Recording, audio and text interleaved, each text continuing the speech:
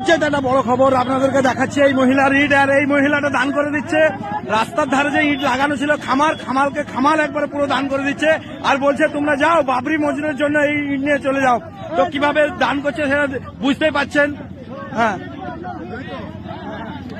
সবাই সবাই সবাই সবাই এক একটা করে ইট নিয়ে চলে যাও, এটাই। আর উনি নিজে থেকে বলছে যে আমার ঘর করার জন্য ইট ছিল, কিন্তু আমি বাবরি মসজিদের জন্য দান করছি, আর তোমরা সবাই আমার এই ইটটা হাতে হাতে করে একবারে নিয়ে চলে যাও।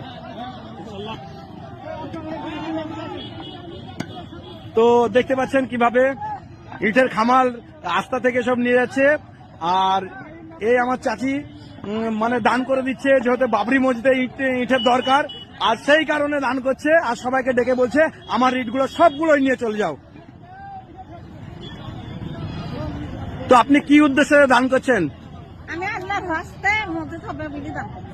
ও, এটা আপনি ঘর করার জন্য নামাইছিলেন? হ্যাঁ, ঘর করার জন্য জানাচ্ছে আমার বেটা সেই খবর করছে, বুঝো মা হাতে হাতে ইট দিতে আমাকে। ও, তাই আপনি হাতে হাতে ইট দিয়ে দিচ্ছেন।